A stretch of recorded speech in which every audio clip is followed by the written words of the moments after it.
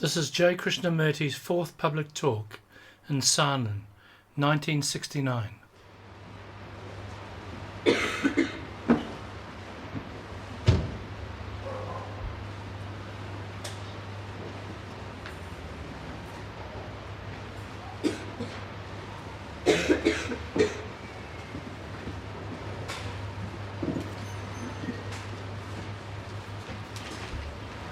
I wonder how many of us really see the importance of deep, radical change in ourselves.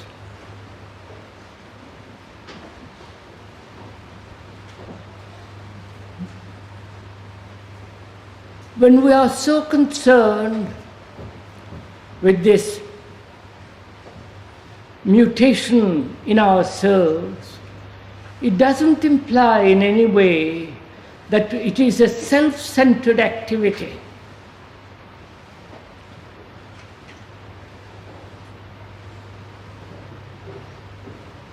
I think one is fairly clear,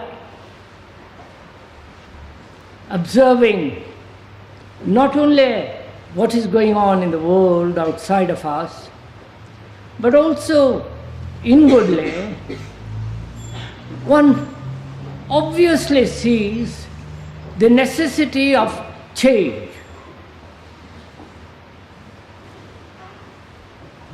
And the more one is concerned with that change, it may offer a more self-centered activity,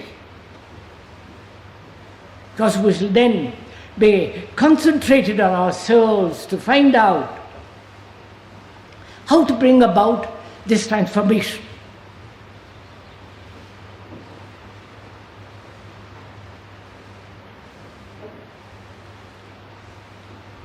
We are caught in a mold, in the traditional, accepted mold of behavior.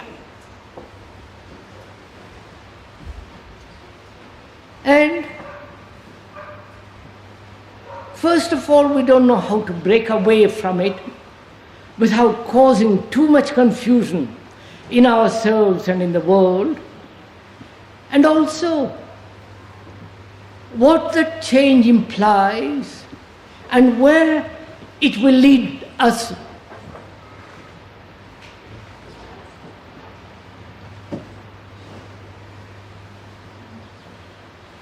First of all, is it possible to break this mold of behavior,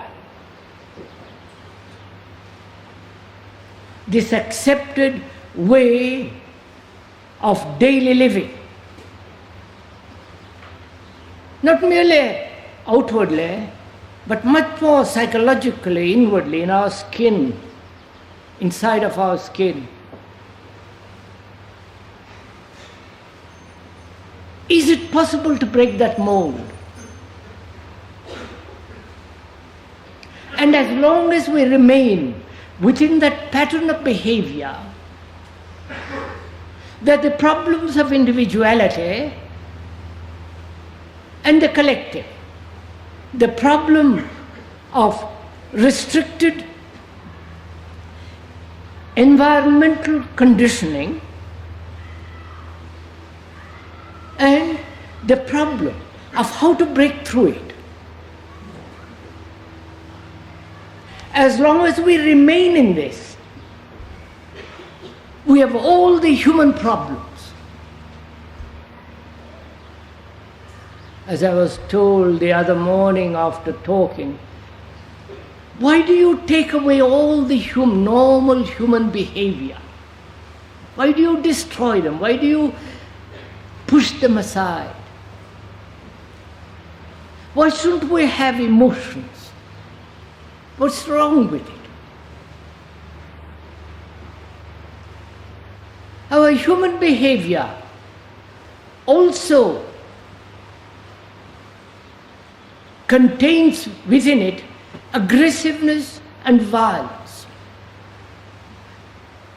Why do we reject violence and aggressiveness if one does, but keep one's entangling, destructive emotional activity going on, which we call normal human behavior. Both are normal, the violence and the emotional upheavals one has.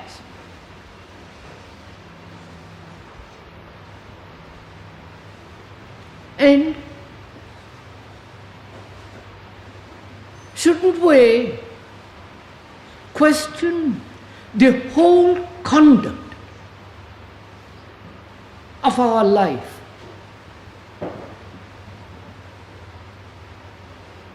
Not accept anything, take anything for granted. And as long as we remain in this pattern, we'll have innumerable problems, endless complications and confusion. And this change obviously implies quite a different behavior, living at quite a different dimension.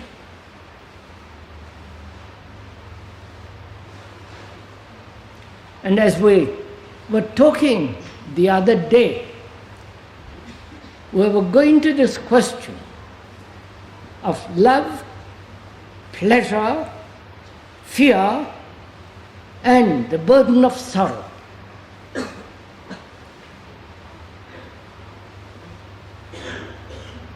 We were considering what pleasure is, bearing in mind that we are not denying pleasure, enjoyment, the delight of looking at a mountain, seeing a good smile on a beautiful face. But we are inquiring freely, without any prejudice, without any conclusion, why the mind, our mind, each one's mind, pursues this endless pleasure in different forms, in violence, in aggressiveness, in competition, in the search of so-called truth, in this emotional, sentimental upheavals.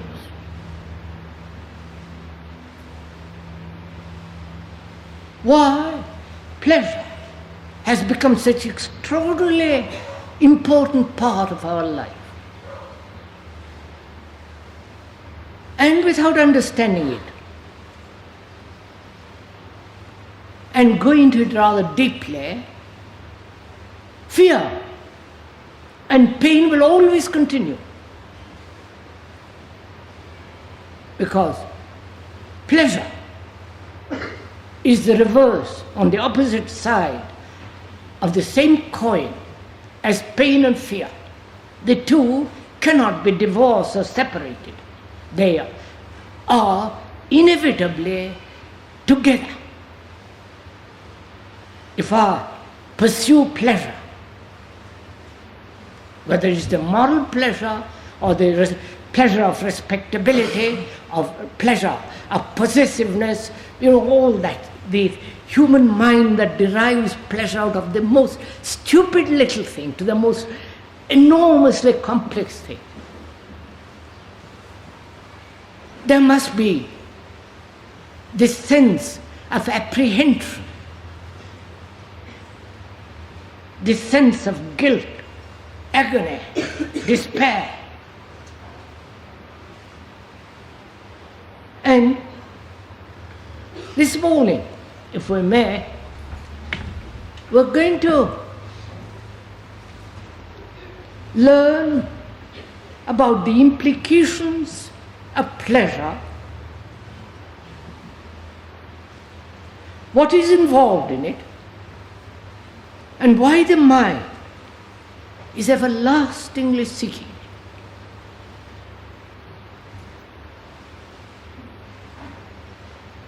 I think one must be fairly clear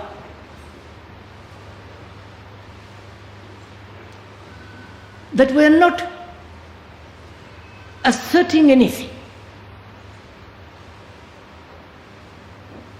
We are not laying down any moral principle.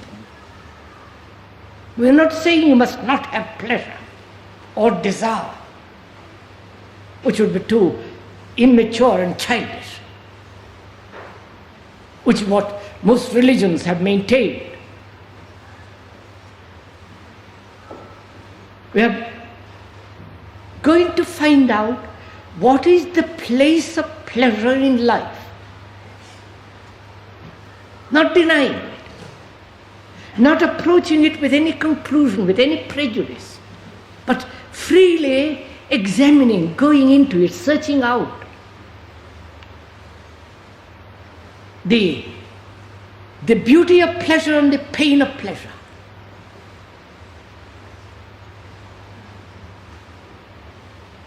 And this contradiction between pleasure and pain is one of the major causes of confusion.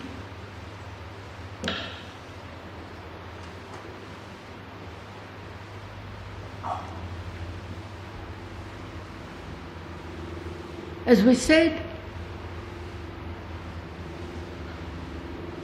there is desire, the desire for so many things. A beautiful car, a nice house, sexual desires, appetites of various kinds,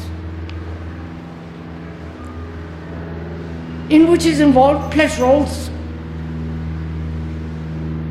And when these appetites, these sexual demands are denied, there is pain, there is fear, there is anxiety, there is anger, there is aggressiveness. And man, being part of the animal, he is also very aggressive, which are all implied in pleasure.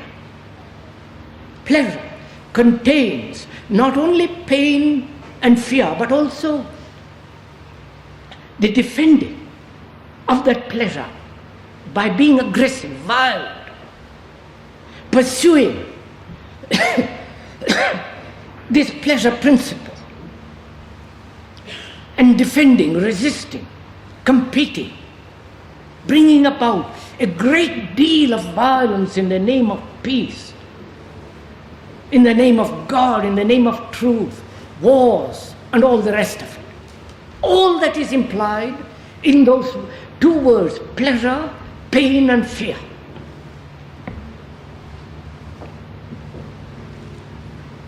Right? Can we? That's fairly clear, I think.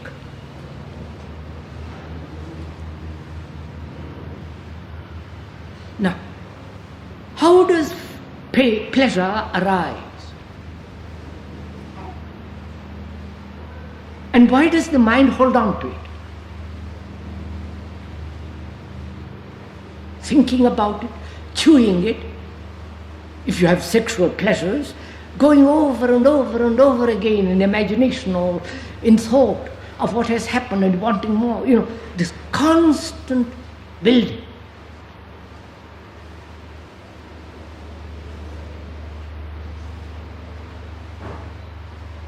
Surely, pleasure is the product of desire, of thought. Right?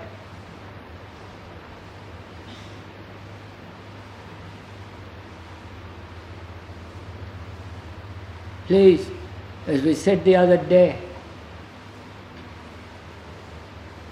don't accept what the speaker is saying. He is not the authority. What we are doing together is to investigate this enormous problem of pleasure, fear and thought.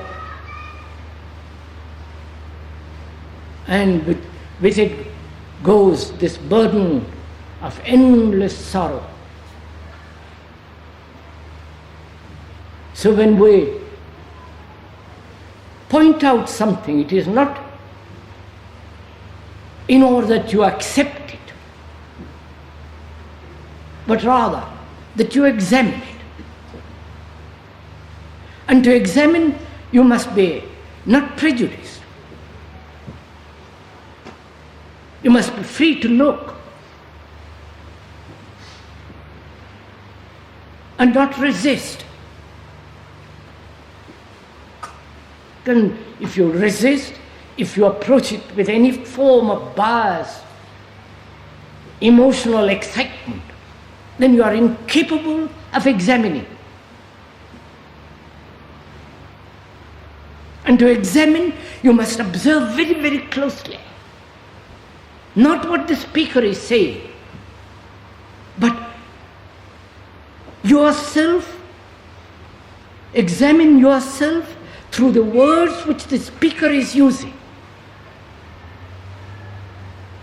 Therefore, the words of the speaker have no value. But what has important significance is how you look at this question of pleasure, fear and sorrow. And therefore, what is love? All these are implied in this. Not just one thing as pleasure. It's a very complex problem. And it needs great sensitivity.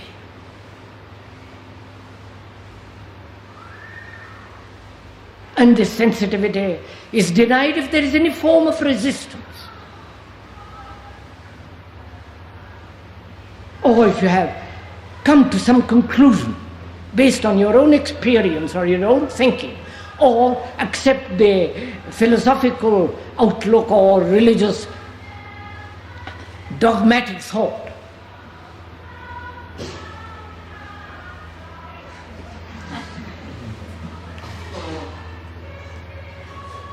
We have trains, but also we have choruses, so shall we.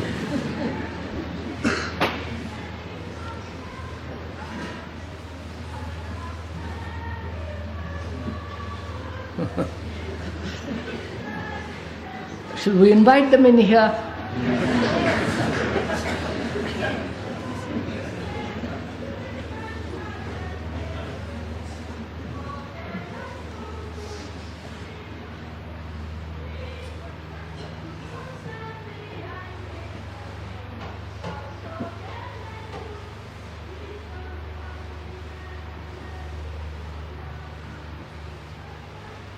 They're sensitive, but they're also quieting down. So as this is an enormous complex problem, which is our life, one has to approach it with great freedom, sensitivity and intelligence.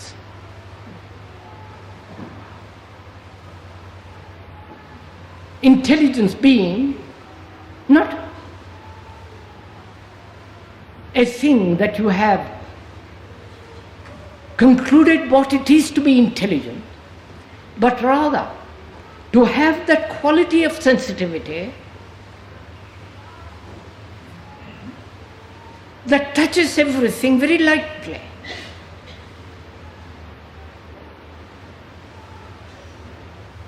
And to touch this complex problem, you must come to it very hesitantly, with great care and attention.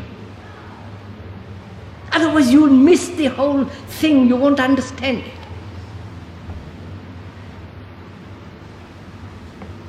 We said pleasure is the product of thought, and thought gives continuity to pleasure.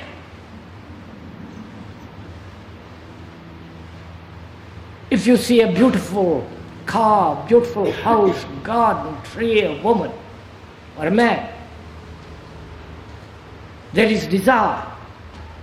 The very seeing, the contact brings about desire. The reaction is desire. That's perfectly normal.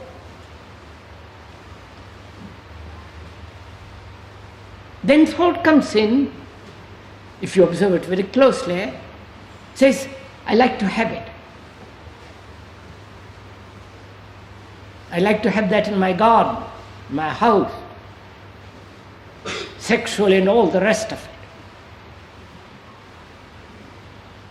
You can observe it very closely in yourself if you watch it. The seeing, the contact, the sensation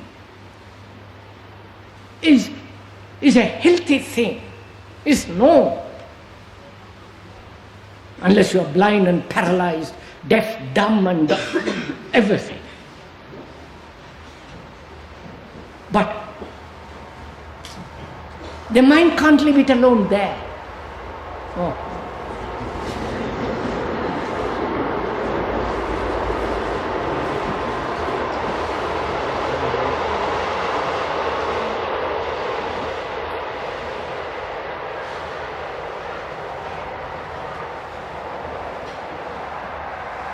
The mind, which is part of the brain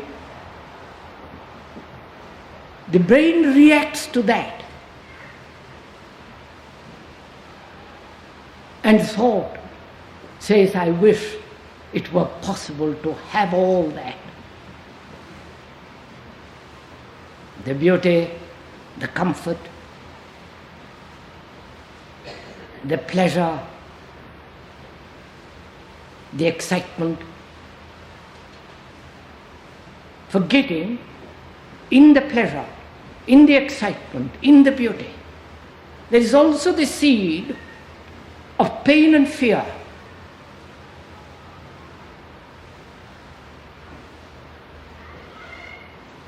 And that pain and fear is part of thought. Right?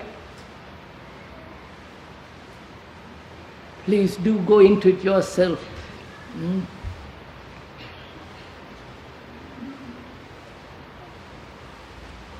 So thought breeds not only fear, but also pleasure.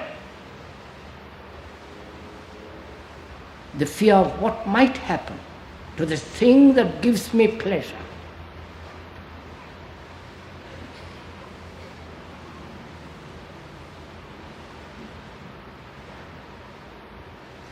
I must possess it, own it, guarantee that I have it always. The wife or the husband, the picture or the furniture, you follow?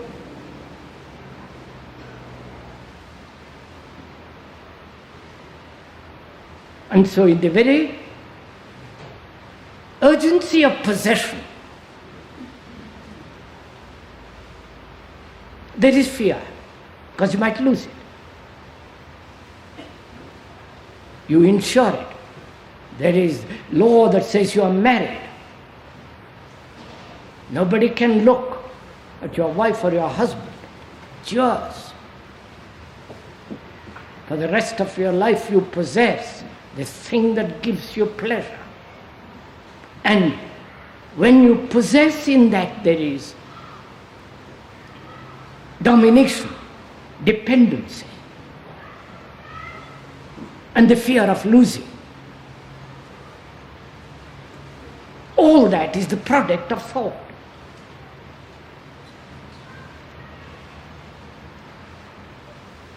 Thought says, what might happen to that thing which I own, that piece of furniture,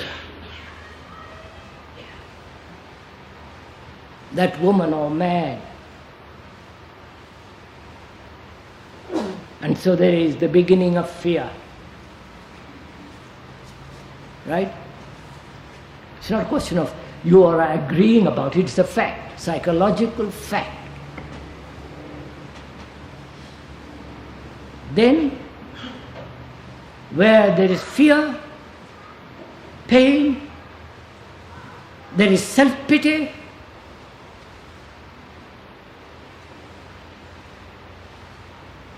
the ache of loneliness, the sense of being deprived, and out of all this comes sorrow.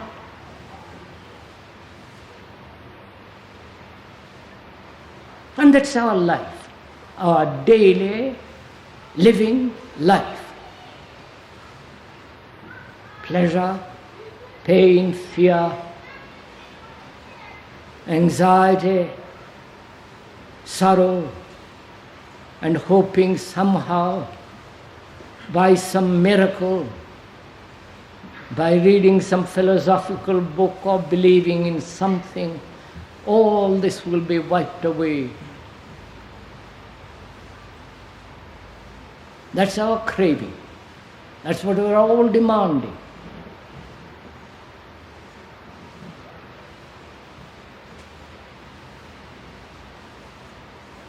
Now, having put into words the description is not the described. The described is the fact of daily living.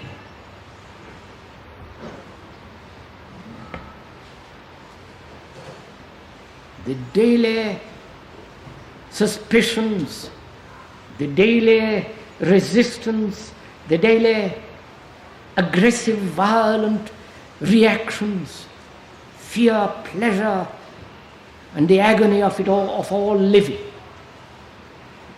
The more you are intense, the more active all this becomes.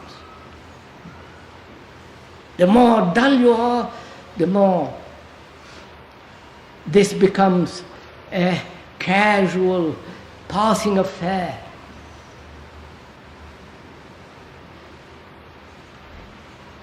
Now, what is one to do? You understand? What is one to do confronted with this issue? What am I to do? How am I to act? What am I to think? How can I end all this and live a different life altogether, in which there is no pain, no fear, no sorrow? Is that possible? If you say it's not possible, then go and jump in the lake. Because you're already in the lake. You're already drowning. You're already in darkness and confusion. We say it's not possible. And if you say also if it is possible, then you're also caught in an illusion. You say it is or it is not possible, is not, is an assertion rather than the freedom to look, the freedom to inquire, to find out. So when one asks, what is one to do confronted with this problem? Because violence is increasing in the world. I don't have to tell you that. Not only wars, but racial riots, violence of poverty, not only physical poverty, but also the intellectual, emotional poverty.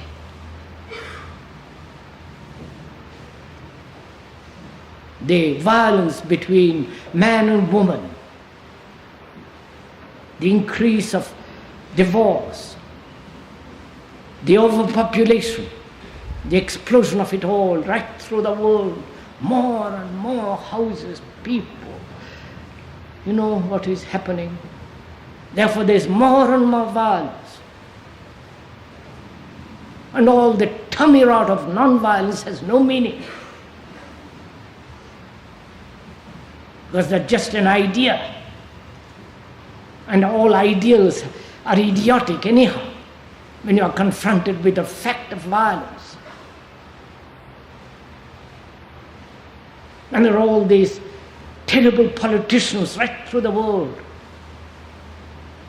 and we are caught in their network. So facing all this, what is a serious man?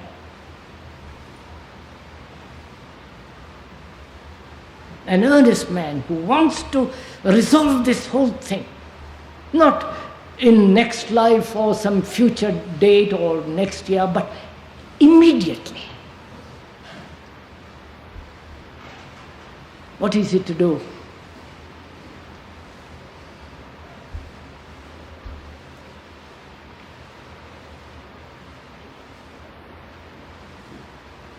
Have you asked that question of yourselves? If you have, what is your answer? How do you tackle this problem? How do you come to grips with it? So that it doesn't escape, it doesn't say, well, I'll do it tomorrow. Or I haven't got the capacity, or I'll have to listen to more talks. Don't.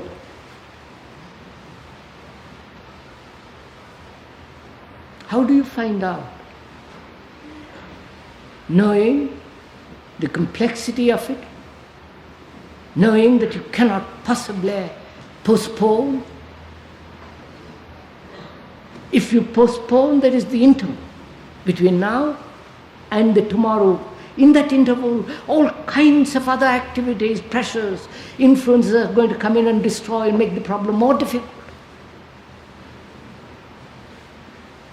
You have to answer it, not tomorrow, but now. So what is your response to this immense problem?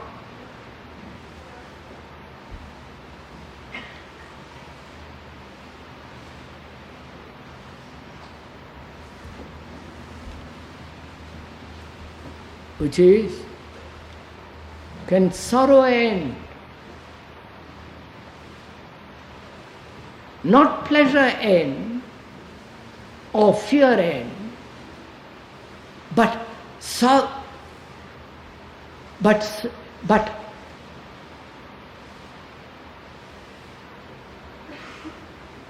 what comes out of pleasure and what comes out of fear, which is sorrow. So if you are inquiring the ending of sorrow, then you have to go, as we pointed out, with pleasure, fear, pain, and all that, and also find out what love is.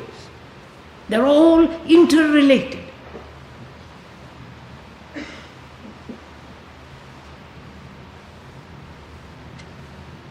Now what are you going to do? Knowing that you cannot possibly trust anybody, including the speaker.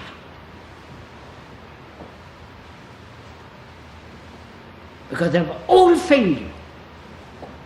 The philosophers, the teachers, the gurus, the saviors, the popes, the priests, the politicians, the educator, everybody has failed because everybody has this problem. So you can't turn to anybody, right?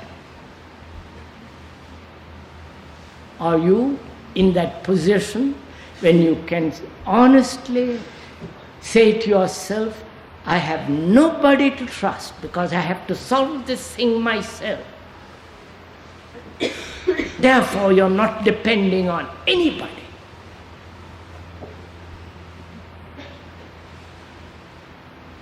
Are you in that position of actual freedom from authority, from dependency, to be taught by another?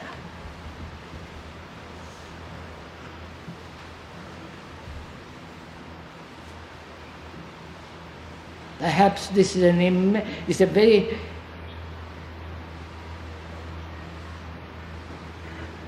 perhaps it may be rather difficult question to answer, because we are so conditioned to depend.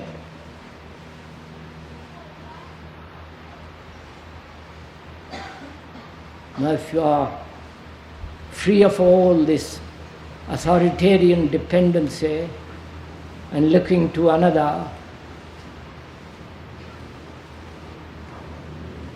then when you have put away all authority, dependence on another, then you have to find out what is the state of your mind that is free from this, the state.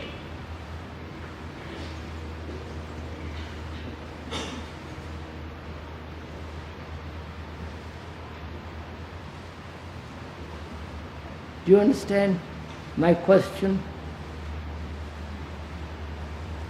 That is, one has depended on another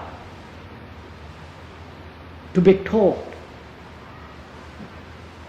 to find out a way to go beyond all this torture of existence. The book, the priest, the pope, the guru, dozens of little escapes. And when you have seen all these escapes, these authorities, these dependencies, and you say how silly all this is, then what is the state of the mind that says, I will no longer touch any of this? Find out what is the state of your mind.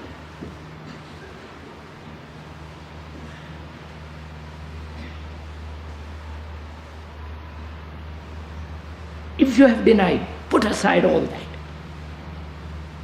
Is not then your mind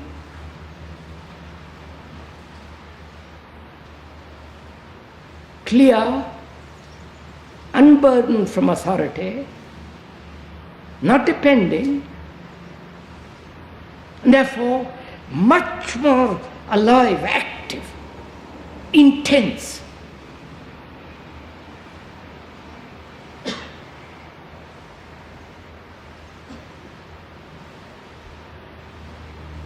Huh? Are you all going to sleep, or am I?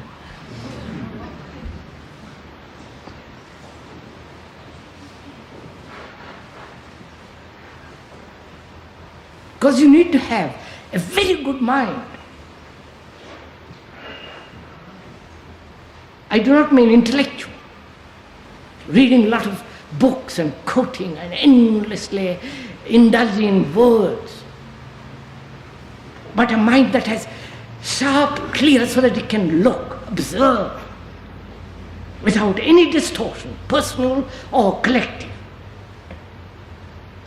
without any tradition. You need to have such a mind, unemotional, not caught in stupid sentiments.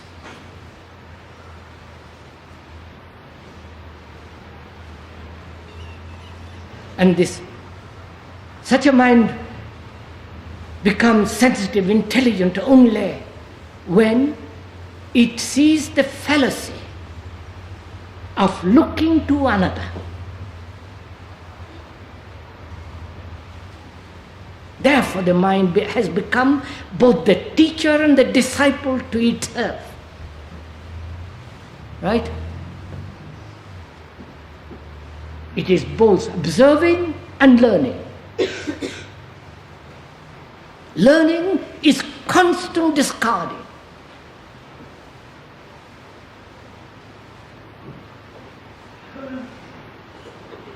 What it has learned, it must discard in order to learn. I wonder if you're getting this.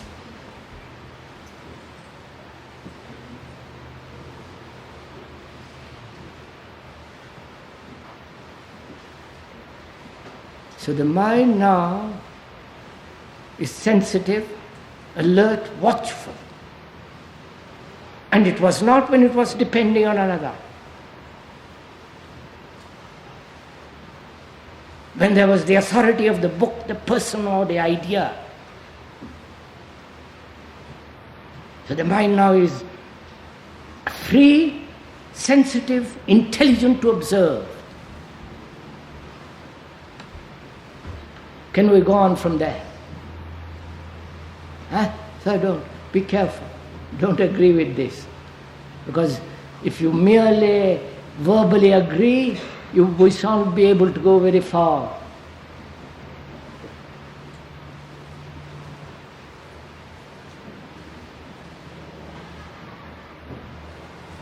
So what is the problem then?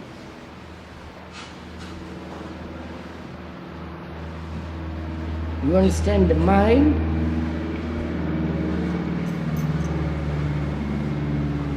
In which there is, part of which is the brain, which is the whole, which is the result of the past, time, conditioning. Now all that mind has rejected a tremendous burden, put aside a great burden, therefore is free to observe. And what is it observing?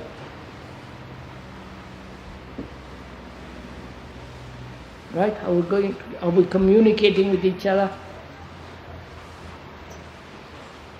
What is such a mind observing?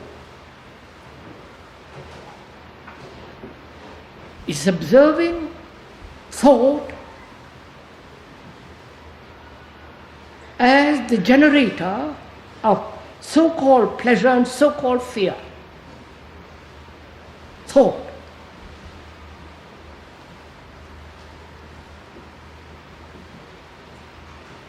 Don't look so worried, please.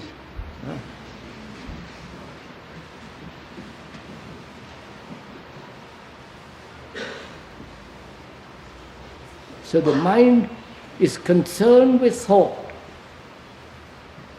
because pleasure is the product of and the continuity of thought. That's fairly simple. I think about something which has given me pleasure yesterday and I go on thinking about it, I have it again. And I have done something of which I am frightened, or there is a danger, or there is some kind of thing which I am apprehensive of, and I think about it, I get frightened, like death. So thought gives a continuity to the delight of yesterday,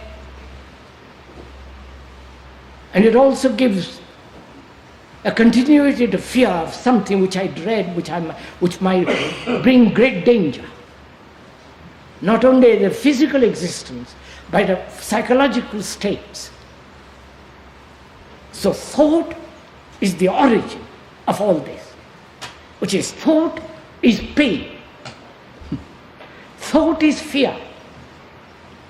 Thought is sorrow.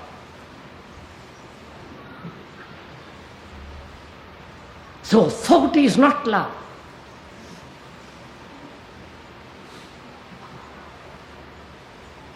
Thought can think about the excitement of sexual pleasure or other things and call it love, but is it love in which there is pleasure, pain, fear and sorrow? So thought, so now the mind, which is very sharp, clear, sensitive, not dependent, greatly intelligent, is watching thought. Right? Is wanting to find out the nature of thinking. Why thought operates this way.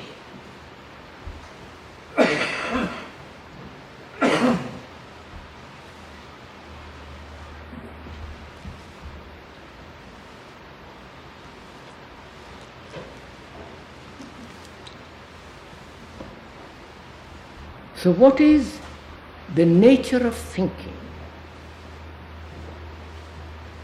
And is it possible to live, act, without always bringing thought into being?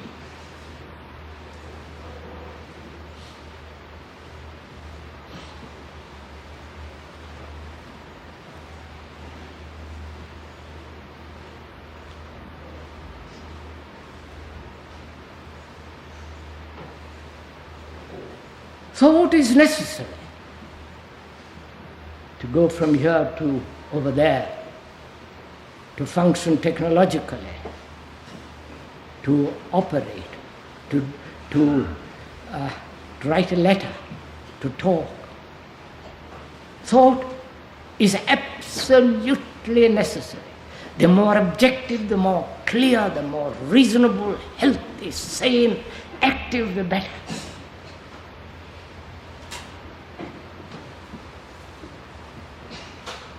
But also thought breeds pain, fear, sorrow.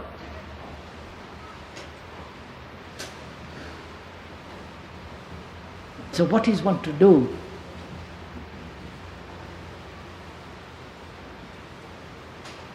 At one level, thought is necessary. Absolutely.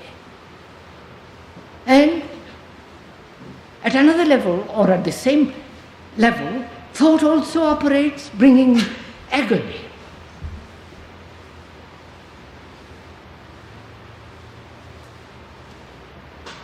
So in that there is a contradiction.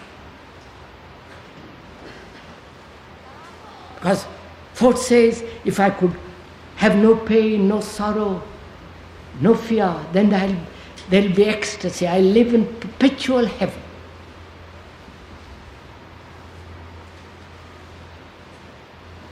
So it invents a heaven.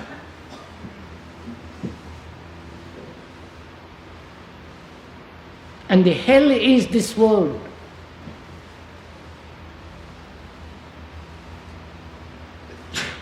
So, one has to find out what is the origin of thought, the beginning, in oneself, how it comes into being.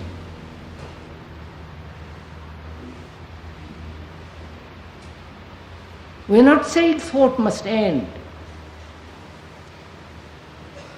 Can't. And who is it that says thought must end? It's also thought that says, I must end. Right?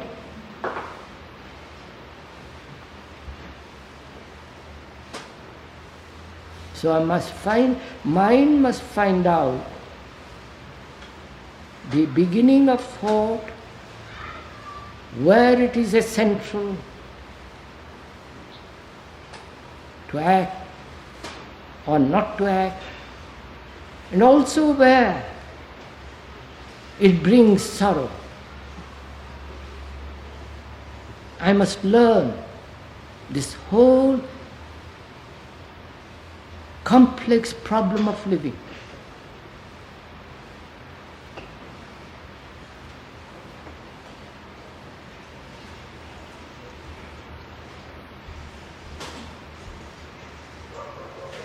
So what is the beginning of thought?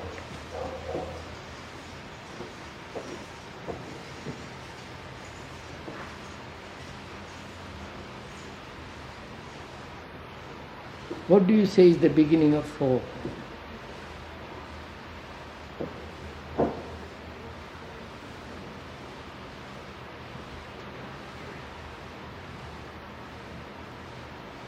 The brain is the result of time, evolution, accumulation of great many experiences, knowledge, memories.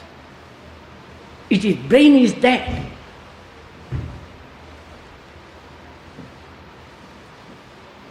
Highly conditioned to protect itself. Not only physical dangers, but also all kinds of psychological dangers.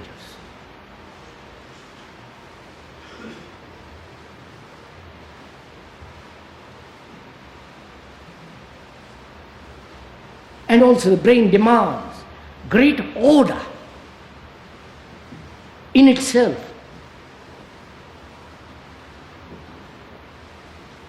I do not know if you have watched it for yourself. During the day, one lives a disorderly life, contradictions, opposing desires, resistances, angers, illusions, the battle going on. And as you go to sleep in bed, if you're at all aware, some kind of order the brain demands.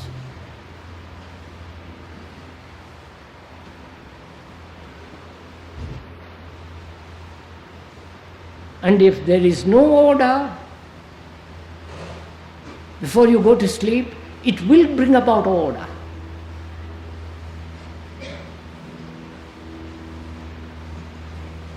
Because the brain,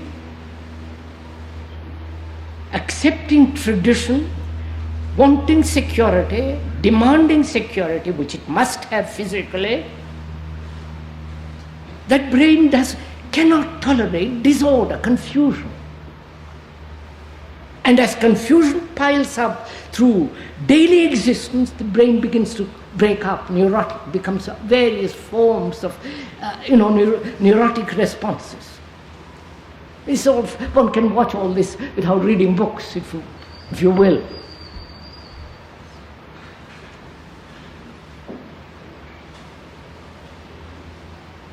And from this brain, which is tradition, conditioned, time, evolution, experience, knowledge, memory, from this brain thought, there's a response of thought.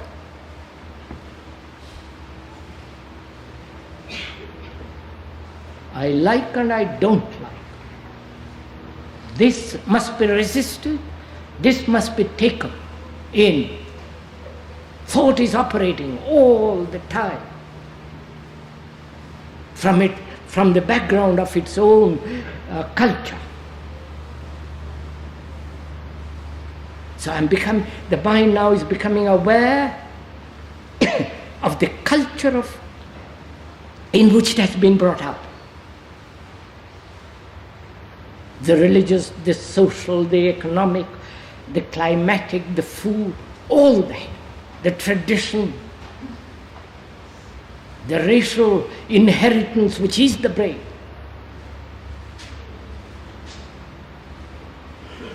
All that the mind is watching. Not correcting, not saying this is right, I'll keep this and I won't keep that. It is just watching. Because the moment you make a decision, I will do this and I won't do that, it is still the operation of thought. Therefore, still the past responding to the present, and therefore conflict. But if you watch it, and you can only watch when there is freedom from all bars, freedom from all sense of emotional upheavals, prejudices, demanding that you must change, you must transform, you must become godlike, and all that silly stuff.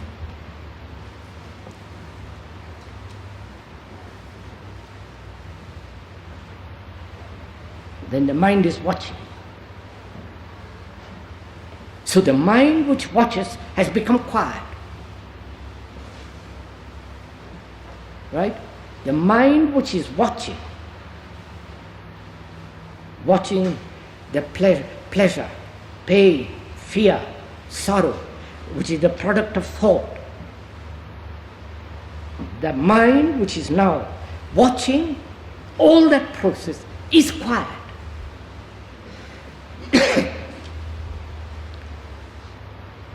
Because it's only when you are quiet, absolute, you can watch the cloud, the tree, the movement of a leaf in the breeze, then you really take an immense delight in watching. And to watch, the mind must be extraordinarily alive, sensitive, free to look.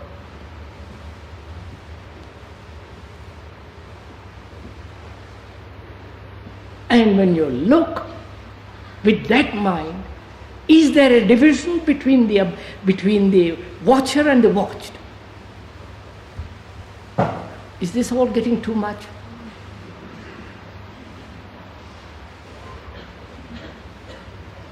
Now please, it's very important what the speaker has just said.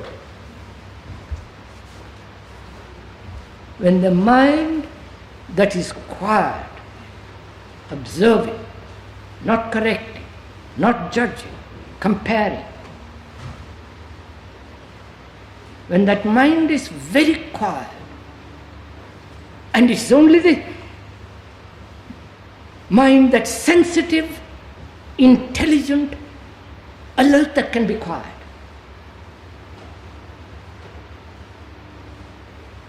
And that quietness has come not through any disciplinarian drill, but it has come into being by seeing the whole complexity of this problem of existence, which is love, pleasure, pain, fear and sorrow.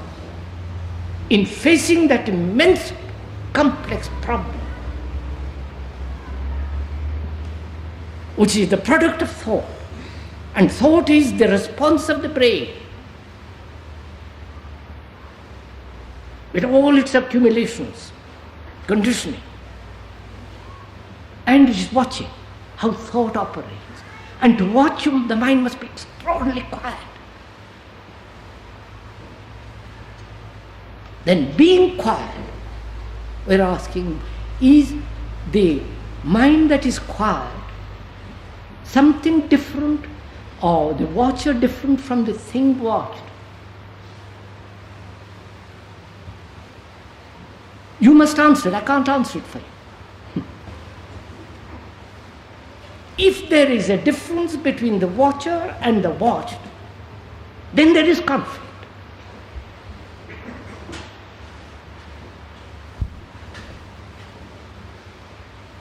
Then the watcher says it is not right, it is not good, I must be free, I must go beyond it, I must suppress it, I must control it, I must go to an analyst, I must go to this, I must do that, doesn't it?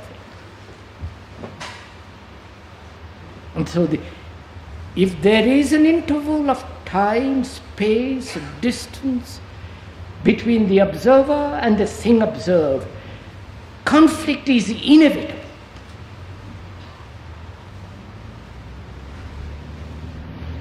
But a mind that is very quiet, observing, is asking this question. The question being, is there a division, a separateness, a break, an interval between the watcher and the watched?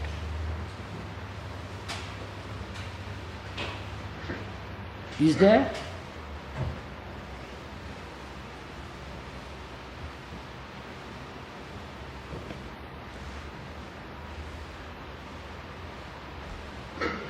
This is not a philosophical question or a crossword puzzle. But one has to find out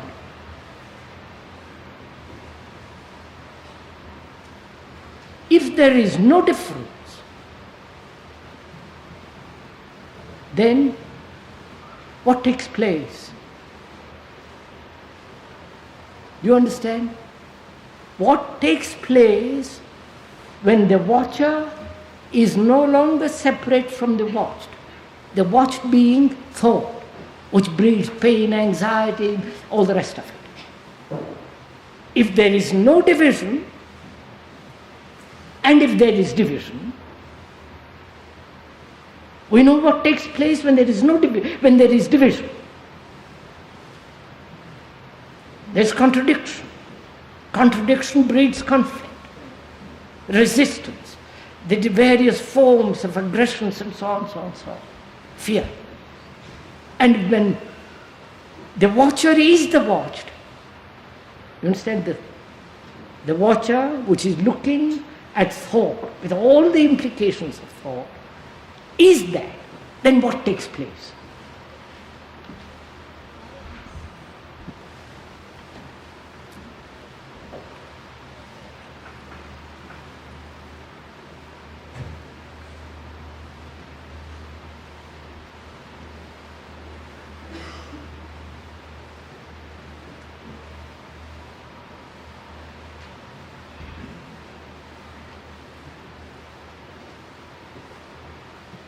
Will you be able to answer this question?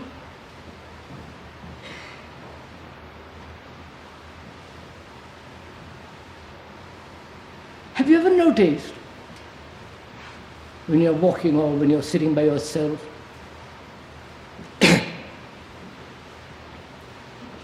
when your mind is fairly quiet, not forced to be quiet, naturally, easily quiet,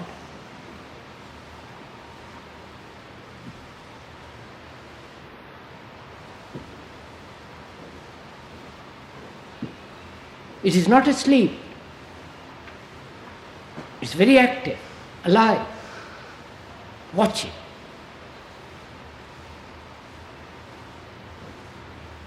And when there is that quietness, you do things in that quietness. You act out of that quietness and employ thought in that quietness. But knowing precisely the danger of thought, when it breeds pleasure, pain and sorrow. Haven't you ever done this?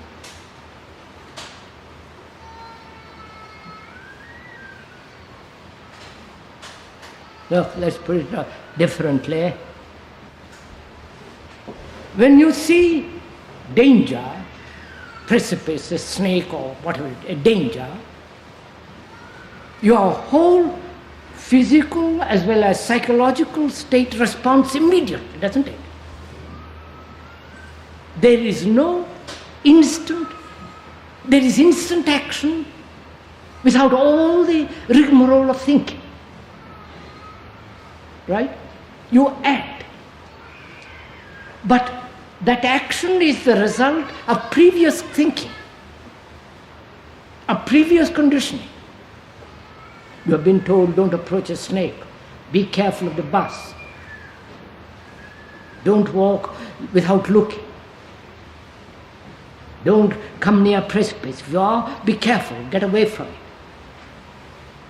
That has been drilled into us from childhood. Be careful. Danger, be careful. And when there is danger, there is instant response. This is very obvious, right? Now, we don't see the danger, please listen carefully. We don't see the danger of nationalism. I'm taking that as an example. Or the danger of living with fear.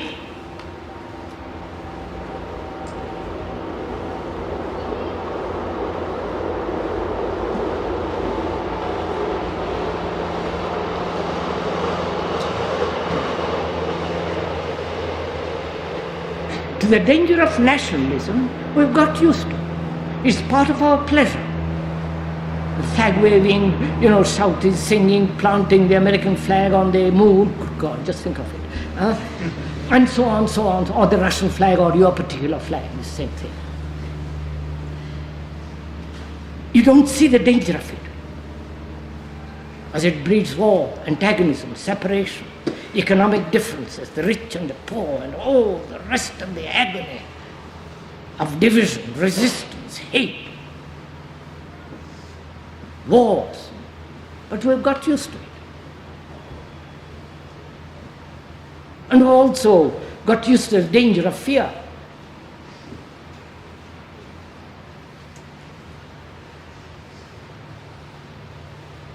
So we are conditioned physically to the danger of precipice, bus and a snake. But we also conditioned, see the extraordinary thing that takes place, to the dangers of nationalism, fear and all the rest of it.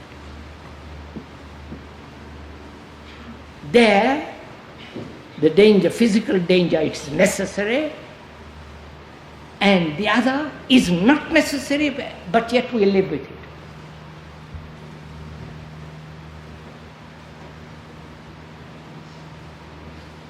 And when we see the danger of nationalism, fear, sorrow, agony, excitement, all that, the danger of it, you will drop it instantly. You won't say, how am I to do it? Tell me how to get out of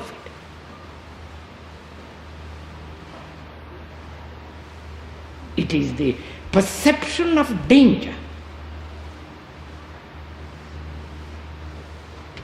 In both cases, the one you do it instantly without all the excitement and the emotional search for reasons and all that. In the other you say, well, and you got used to it, I'll go on. But if you saw the danger, immediately you will drop it instantly, both physically and psychologically. Therefore your mind becomes extraordinarily aware of all danger. The physical danger as well as the psychological dangers.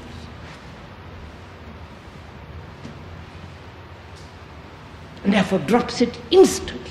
There is no resistance. And that is change. To see the false and to drop it the false instantly.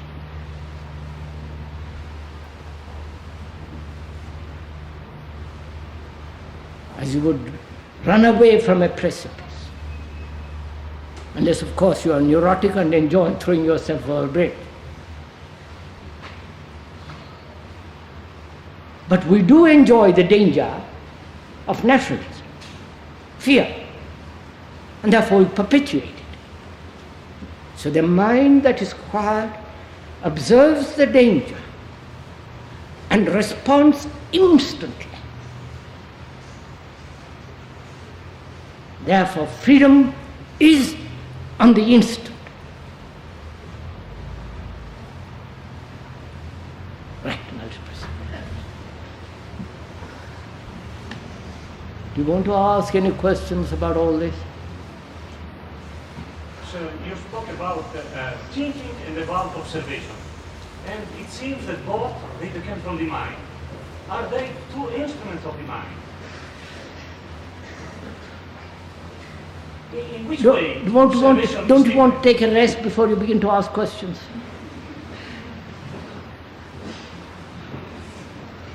We have difficulty to see. Mr. Ortholani and we are old friends, so I can talk to him that way.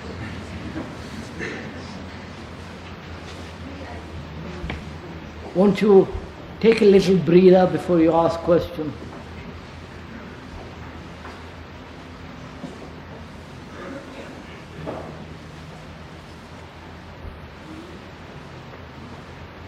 If you take a little breather, little rest, you may be able to answer that question yourself.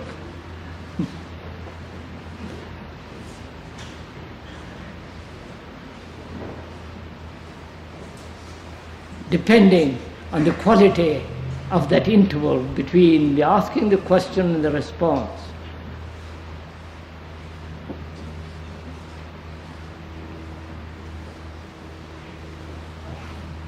Mr. Ortholani is asking a question, which is not the observer, the mind that is quiet, watching. Doesn't that mind also bring thought into being? Right? Huh? Parliamo in italiano, per favore. Glielo dico in italiano. Sì. In tutto quello che abbiamo detto o abbiamo sentito parlare di pensare e di osservare. Ora per me riesce difficile vedere come dalla mente questi due strumenti, il guardare e il pensare, siano diversi.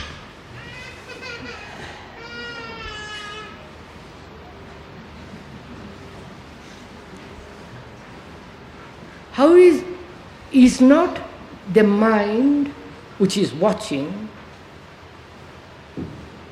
is that mind not separate? It seems that observation... So I'm a bit tired.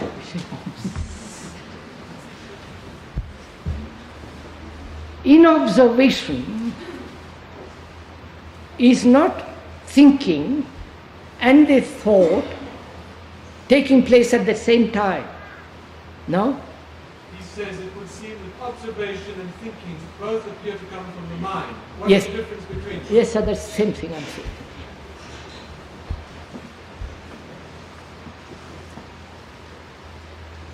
Both the observation and thinking come from the same mind. What's the difference? Right?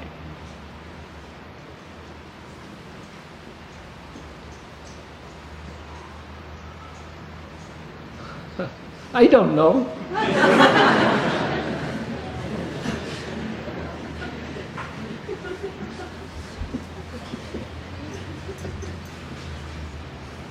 It's really quite a good question. Just let's go into it a little bit.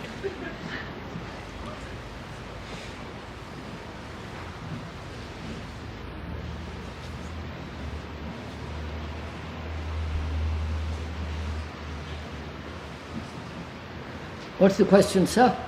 Observation and thinking both seem to come from the mind. What's the difference between them?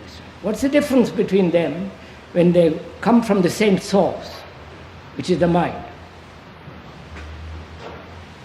Right?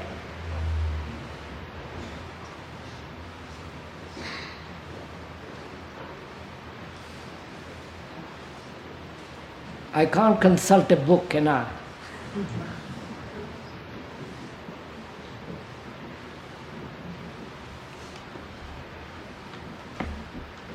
Let us see.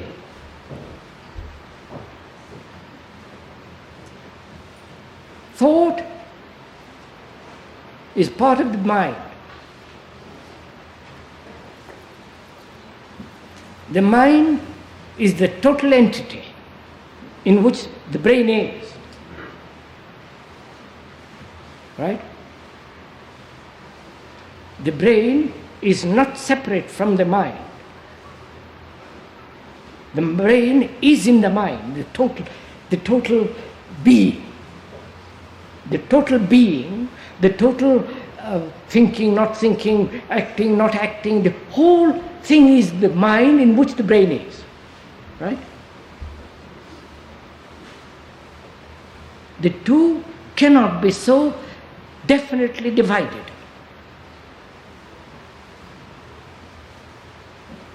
I think that is so, isn't it? And cannot the mind, the total mind, observe the fragment?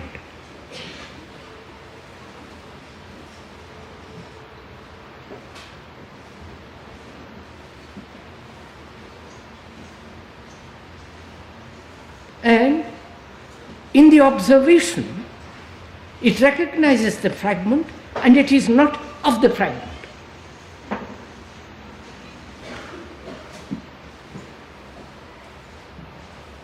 Huh?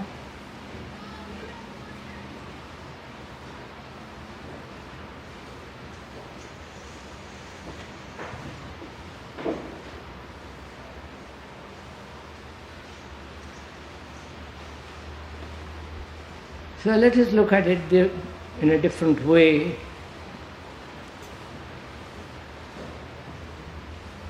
Yes, let's look at it this way.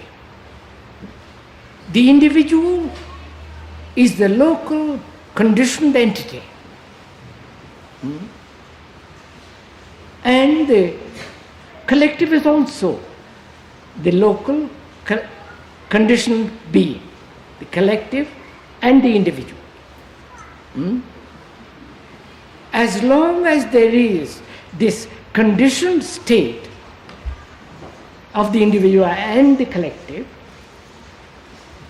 there is no comprehension of the total. As long as I look at myself as an individual opposed to the collective or wanting to be the collective, I shall not be able to look at the whole of it, which is the me is the collective and the collective is the me. They are not two separate entities. The individual is the collective, is the result of the collective, is the result of the nation, is the result of the race, is the result of the climatic, economic, social, cultural conditions. And if I divide the individual and the collective, and stick to the one and reject the other, then I shan't be able to see the whole state of man, the human.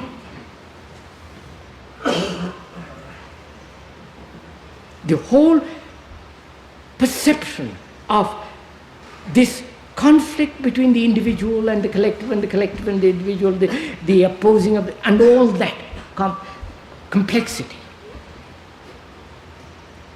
So can I look at the fragment as a whole, totally? If I can do that, if the mind can do that, then the fragment which is thought has its right place. And also that thought at a different dimension has no place at all. Am I answering the question? Sir, I think there is a discrepancy between seeing and observation. Observation implies thought and immediate seeing. I think observation and seeing, about this, you can use 10 different words, they imply the same thing. Seeing, observing, listening, watching, all that are implied in that one word, observing. Doesn't mean merely with the eyes. You're watching with your mind, with your heart, with your ears, with your nerves, with your whole being. You're watching.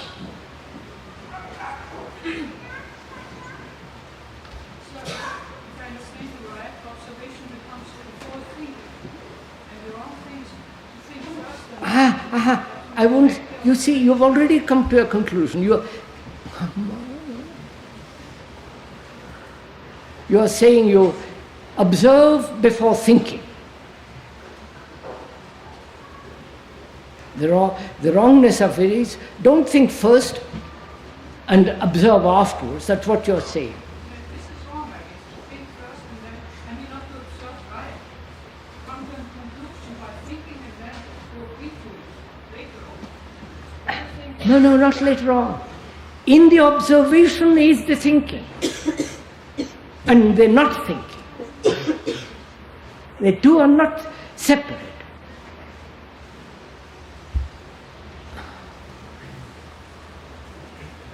The observing. Need I go into all this now? Basta, isn't it? 11:45, isn't it? We'll do it on Sunday morning.